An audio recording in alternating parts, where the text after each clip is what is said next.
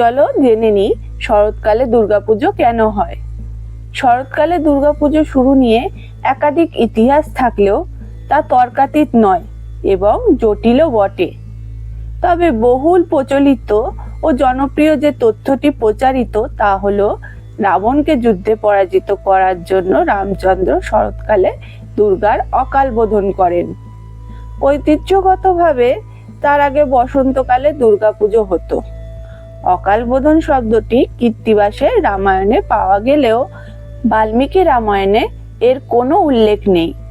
অকালে দুর্গাকে আহ্বান জানানো হয়েছিল বলেই অকাল বোধন বলা হয়ে থাকে। অকাল বোধন সম্পর্কে কৃত্তিবাসের রামায়ণে উল্লেখ পাওয়া যায়।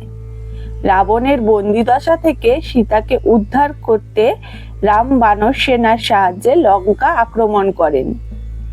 কিন্তু যুদ্ধের সময় রামকে প্রসন্ন করার জন্য রাবণ তার প্রশংসা করে স্তোত্র পাঠ শুরু করেন।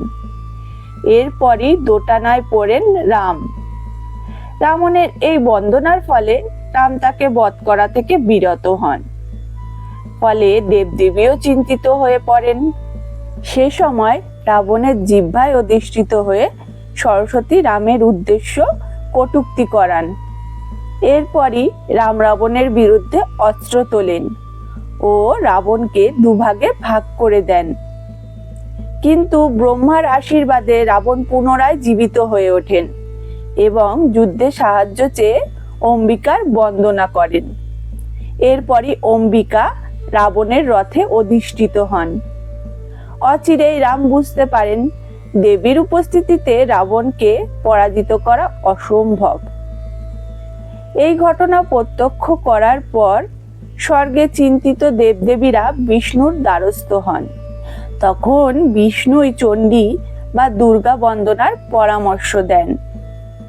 তখন রাম চণ্ডীর আরাধনা শুরু করেন। কিন্তু এতেও সন্তুষ্ট হন না দুর্গা। সে সময় বিভীষণ 108টি নীলকমল সহযোগে দেবী বন্দনার পরামর্শ দেন রামকে। রামের নির্দেশ পাওয়া মাত্রই হনুমান দেবীদাহ থেকে 108টি নীলকমল এনে দেন। হনুমানের আনা 108টি নীলকমল নিয়ে পুনরায় পুজো শুরু করেন রাম। কিন্তু পুজোর সময় 107টি নীলকমল পেয়ে চিন্তিত হয়ে পড়েন তিনি। পুজো সম্পন্ন করতে ও দুর্গার আশীর্বাদ লাভের উদ্দেশ্যে তীর ধনুক দিয়ে নিজের এক চোখ উপড়ে দুর্গার চরণে অর্পণ করতে প্রস্তুত হন রাম। উল্লেখ্য, বিষ্ণুর মানব রূপ রাম নীল পদ্ম সম চোখ নিয়ে জন্মগ্রহণ করেছিলেন। তাই একটি নীলকমলের পরিবর্তে রাম নিজের নীলকমল সম চোখ দিতে উদ্যত হলেই দুর্গা প্রকট হন। রামের আরাধনায় সন্তুষ্ট দুর্গা তখন রাবণের পক্ষ ত্যাগ করে রামকে আশীর্বাদ দেন। আশ্বিন মাসের ষষ্ঠীর দিনে রাম এই পুজো শুরু করেছিলেন ও অষ্টমীর দিনে দুর্গা রামের আহ্বানে সাড়া দিয়ে তার সামনে প্রকট হন। আবার অষ্টমী ও নবমীর সন্ধিক্ষণে দুর্গা রামের অস্ত্রে প্রবেশ করে রাবণ বধের শক্তি যোগান। দশমীর দিনে রাবণ বধ হয়। আবার এই সন্ধিক্ষণে দুর্গা চামুণ্ডা স্বরূপ অসুর চন্দ্রমুণ্ডের সংহার করে। এই প্রচলিত ধারণা ছাড়াও শরৎকালে দুর্গাপুজোর সূচনা সম্পর্কে অন্যান্য অভিমত প্রচলিত রয়েছে। শ্রী শ্রী চণ্ডী অনুযায়ী রাজা সুরাট নিজের হারানো সাম্রাজ্য ফিরে পাওয়ার ও ব্রহ্মা জ্ঞান লাভের উদ্দেশ্যে এক ঋষির পরামর্শে শরৎকালে দুর্গাপুজো করেন। আবার অন্য একটি ধারণা অনুযায়ী মহিষাসুর বধের জন্য দেবরাজ ইন্দ্র দুর্গার অকাল বোধন করেন। অন্যদিকে রামের আবাহনের ঠিক আগে ব্রহ্মাও একই উদ্দেশ্যে অসময়ে দুর্গাকে আবাহন করেন। তবে দুর্গার এই অকাল বোধনের কাহিনী সম্পূর্ণ পৌরাণিক।